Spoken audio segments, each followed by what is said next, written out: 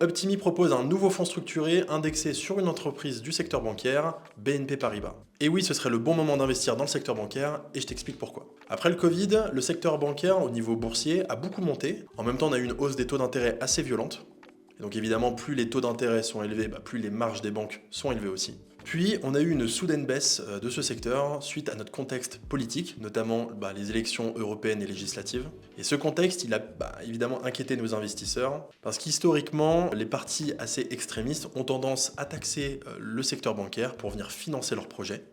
Généralement, ils se rétractent au vu des conséquences sur le marché. Mais quand on est pendant une période électorale, généralement le secteur bancaire, il en prend un petit peu quand les extrêmes arrivent au pouvoir. Mais pour autant, dans un investissement long terme, ça représente une belle opportunité d'investir sur un secteur qui a baissé pour des raisons qui sont de l'ordre du contexte. Et d'autant plus que la société sur laquelle notre fonds est indexé a une santé financière plutôt solide. Et d'ailleurs, elle est bien au-dessus de son niveau de solvabilité requis par la réglementation. Pour le rendement de ce fonds, on est à 13,60% annualisé et payé à la sortie du produit. Comme à notre habitude, cet investissement a une durée de vie entre 1 et 10 ans. Et pour l'indice du risque, on est sur un indice de 6 sur 7. On a également deux bons points sur ce fonds. Le premier, c'est que notre prix d'entrée, il est optimisé. C'est-à-dire qu'au moment où on se parle, on a déjà validé notre prix d'entrée sur le fonds. Mais au moment de rentrer sur le produit, si toutefois le prix, il a pris de la valeur, on rentre quand même à notre prix d'entrée qu'on a choisi.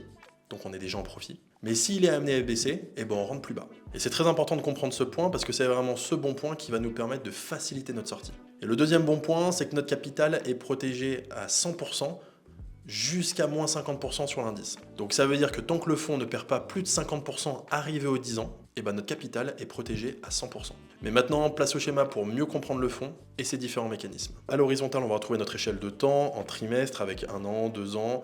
Sur la verticale, on va trouver le niveau de l'indice. On voit bien le 100%, car comme je vous l'ai dit, on ne connaît pas notre prix définitif. Si l'indice est plus haut au moment d'arrivée, on rentrera au prix qu'on a déjà choisi. Si il descend, on rentrera plus bas.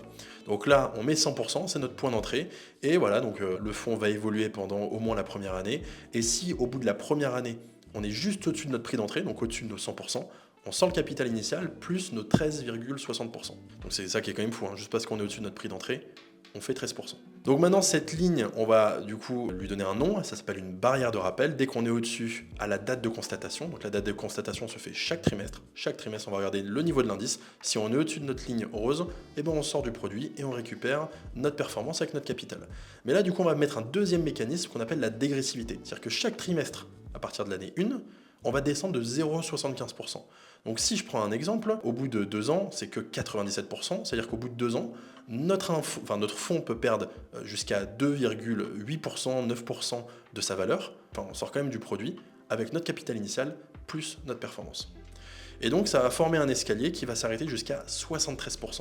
Donc là, si je prends un cas un peu plus long terme, jusqu'aux 10 ans, donc on va retrouver le niveau de l'indice, on va retrouver notre barrière de rappel qui s'arrête du coup à 73%, la protection de notre capital à 50%, comme je l'ai dit. Voilà, si on est au-dessus de nos 50%, donc c'est-à-dire que le fonds a quand même perdu 49%, on récupère 100% de son capital initial.